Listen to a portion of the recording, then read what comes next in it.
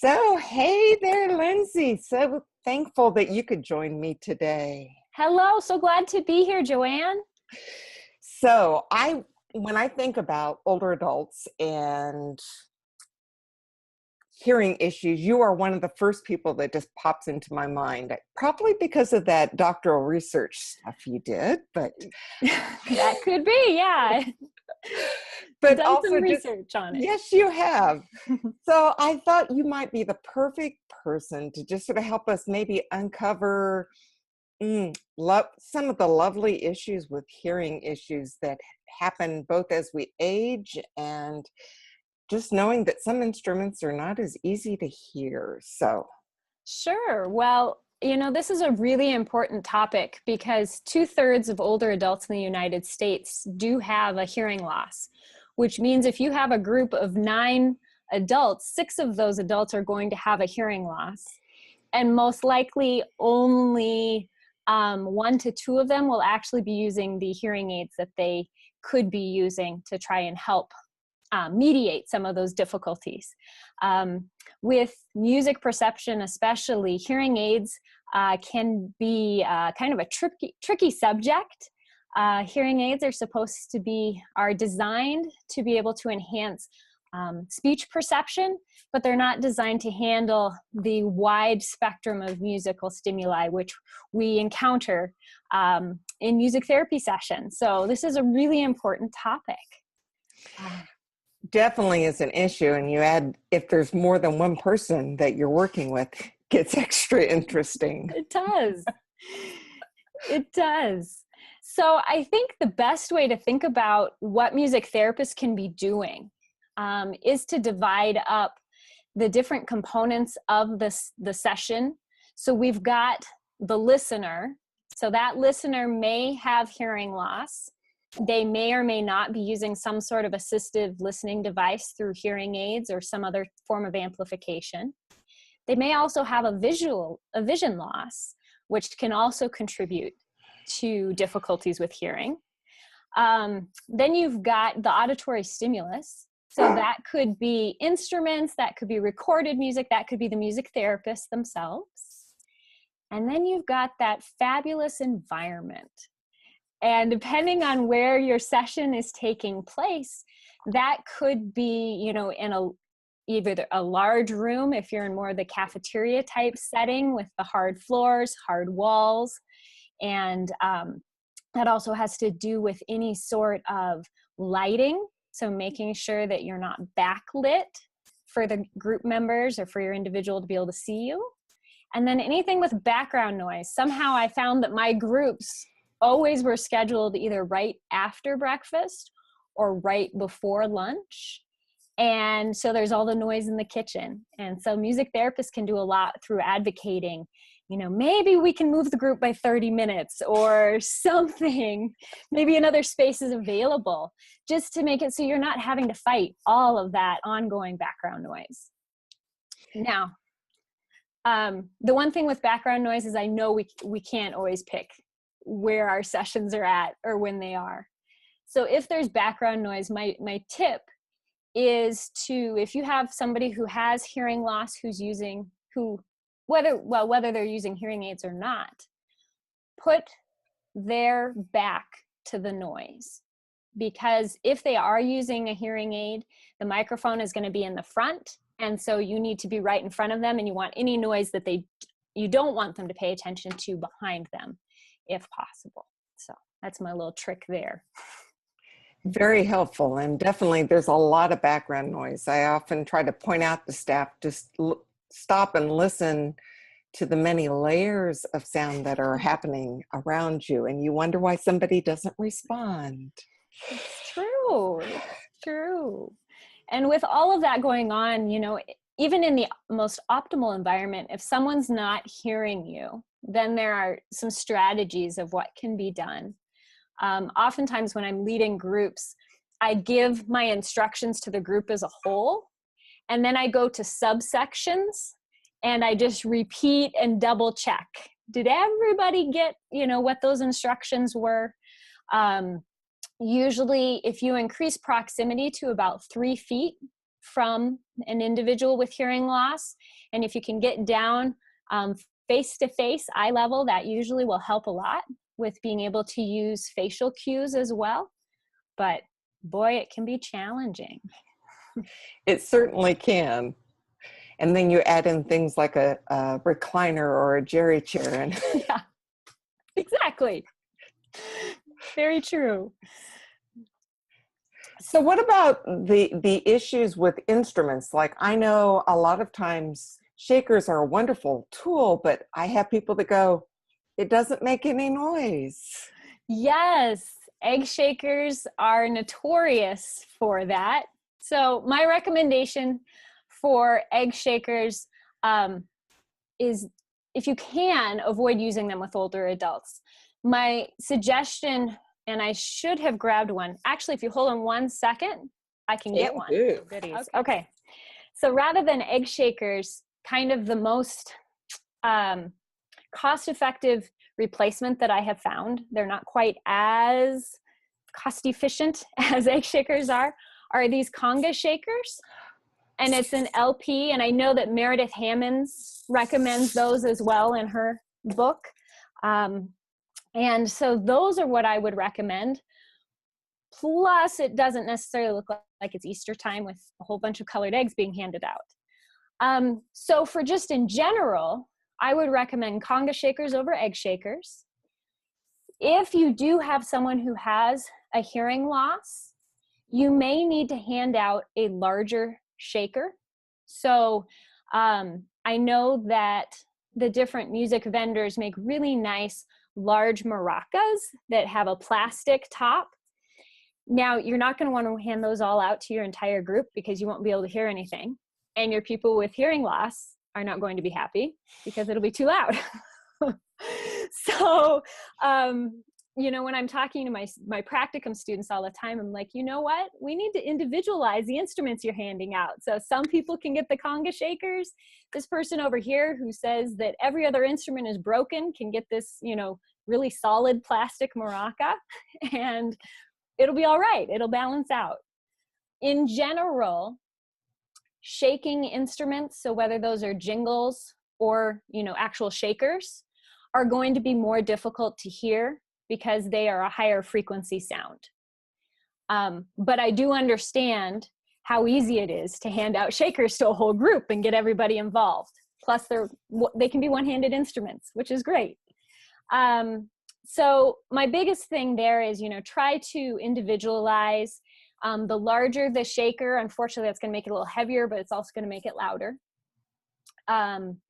But if you can go for instruments that are wood sounds, that are struck, you know, wood blocks are usually easier to perceive. Those are going to be lower pitched sounds, and most likely the majority of the group will be able to hear them more than shakers. Now, if we talk about drums, they go even lower in frequency, and so those shouldn't be too much of a problem. The only thing with handing out a whole bunch of drums to an entire group is if you, yeah, very, very loud. And if you have individuals who have hearing loss, oftentimes they may also be experiencing a phenomenon that's called recruitment. And what recruitment is that sounds are going to become painful. So by the time you get to where something is audible, you can hear it, you're not very far from where it's actually going to become physically painful, which is why I suggest do not hand out those really large plastic maracas to your whole group, because A, it's going to be too loud for anyone to hear anything, and you could actually be causing physical pain, which we don't want to do. No. Yeah, go ahead. Sort of related, have you tried any of the not so loud drum heads that sort of change the timbre with those individuals, where they can be a little more in control but still get the vibral tactile feedback? Sure. And you know, those are a great option, especially if you have someone who struggles with impulse control or knowing how much force they're using with playing an instrument. That can really help in a group setting. The other thing that's great about those is it offers vibrotactile feedback. So even if somebody can't hear auditorily what's going on there, if they can be feeling it, that's another sensory stimulus. And so they're not as likely to say, oh, something is broken, if they're getting some sort of sensory input. So the one other thing with instruments I want to point out is when you're handing out something melodic, so for instance, like with tone chimes or bells or anything like that, pay attention to the pitches there as well. So I've had some people with hearing loss, if I give them the smaller tone chimes, they go and play them and say there's no sound. And so again, it's that higher frequency. If you go to a lower frequency, of course, always keeping in mind how heavy and physically able and things like that, they may be able to hear it more readily. Plus, you can play them with mallets. Have you ever played a tone chime with mallets? You know, I have not tried that one. I'll have to give it a try. I've done that. I discovered it out of necessity. Had a client who was really struggling with the concept of how to play the tone chime. So if you flip it over, you can play it with a mallet. Cool. I've done boom whackers with mallets. Yes. Yep. Found that works pretty well, although most of them figure out they can whack something. So. Well, yeah. Doesn't take long. I was gonna say, I don't think they hear the pitch so much, but they do figure out it does something. So pretty fun to whack things, you know. What do you find as far as vocal work with people that have some hearing loss? So more on their vocal usage and perceptual awareness. I haven't worked with individuals in that capacity as much. In my work at the University of Iowa, when we were working with children with cochlear implants, of course, we were working on that, you know, so these are children that have a significant hearing impairment. And so they're looking to acquire speech. And so a lot of times that would, you know, we work on auditory perception and then trying to connect that to then their vocal output as well. I would say, while this isn't my area of research necessarily, my recommendations would be, you know, always trying to make sure that whatever stimulus you're using is going to be audible so they can it's accessible to them. And then if you can connect as much as possible to what that external stimulus is versus their internal and then their output, and using vibrotactile, I think is all going to be very, very important as well. So thinking woods, you say, if you're going to use shaker, something that's got a little bit more mass. Yep. And being aware of the pitch and the frequency of the item you give people. Any other cool tips? Sure. Let's see, if we go back to, as I was describing those 3 elements to the session, we talked about environment with background noise, kind of some suggestions there. Couple more suggestions. So in an individual session, if you're in a home or going into a room to visit with one client, what I would recommend is that you check where the lighting is coming from. So oftentimes I would go into rooms and my clients would be looking out the window because it's a beautiful day. And so for that session, we either would, you know, turn the client, or it would be important to pull the blinds or a curtain of some sort, or maybe just angle. So I'm not sitting in front of that window, because otherwise I'm going to be backlit and the client won't be able to see my face at all. And that will make it really hard to be communicating. The other thing is then again, you know, the background noise. So of course, turning off radios, TVs. If you are in a room and there's a whole bunch of, you know, people going down the hallway and there's alarms going off, or there's family members going back and forth, again, either if you can shut a door, or if that's not possible, if you can just position the person with hearing loss so that they have their back to those sounds, that will be really important. Some strategies for trying to improve the acoustics of rooms. Very challenging. For anyone who has their own clinic space, you know, you might think about putting up wall hangings of some sort, or curtains on, if you've got really tall, hard walls. You might also think about any sort of carpeting. Can you just add a carpet? Can you, or a rug or something to make it so that it's not, 90-degree angles everywhere and hard surfaces.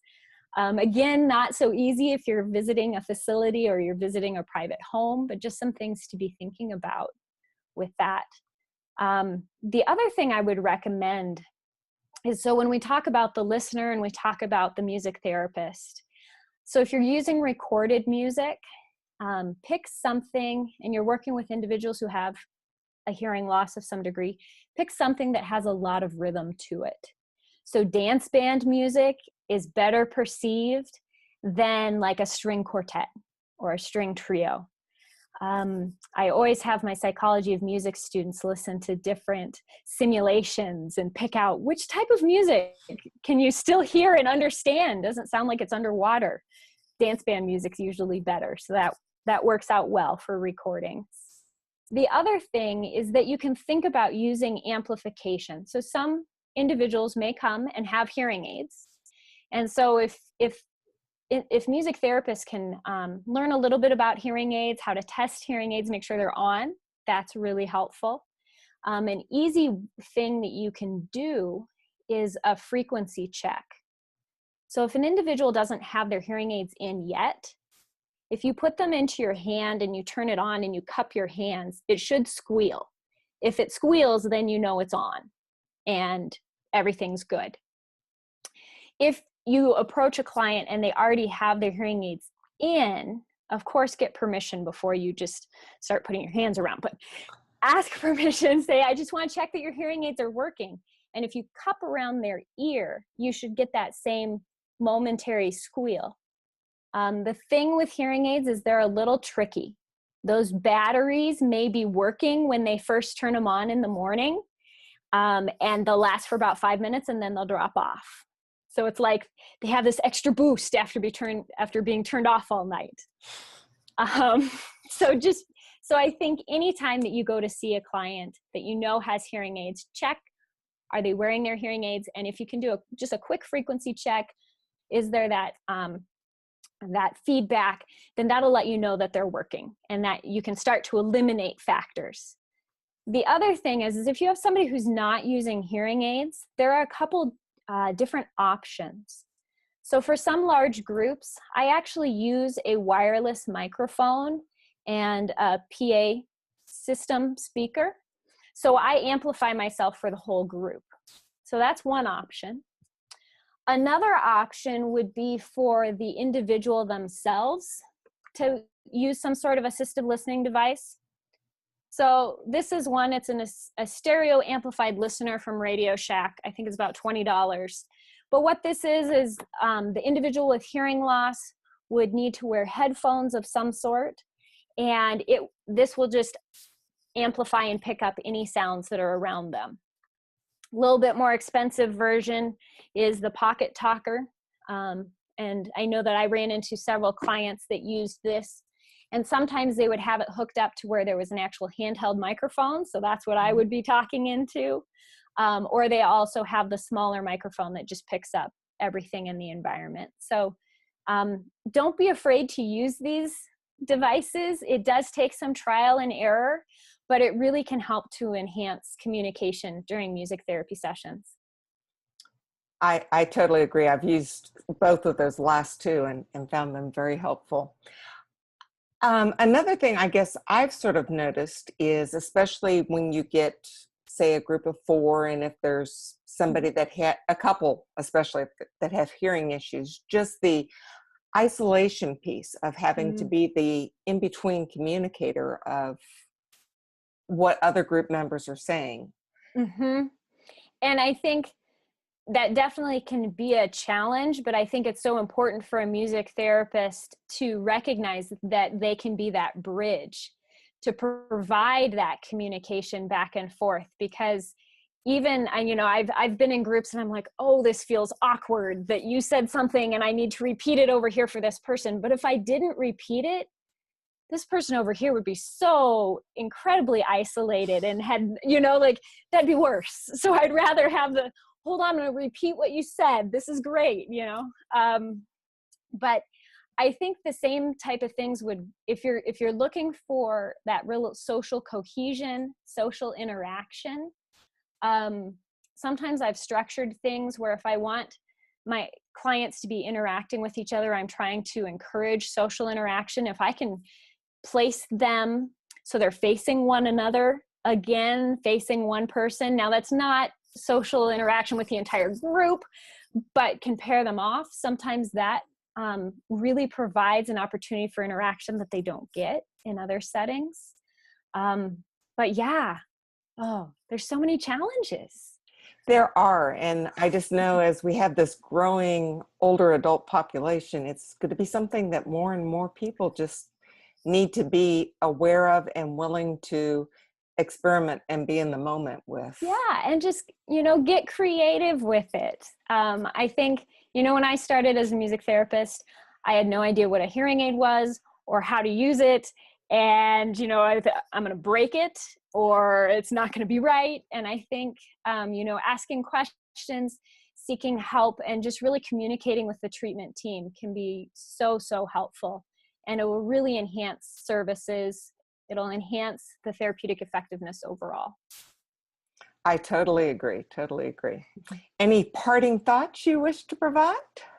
I guess the one other thing or suggestion I have is if music therapists are running into struggles where a particular intervention, someone with hearing loss is really struggling to be able to participate in it, what I would suggest is think about the perceptual requirements of what's going on.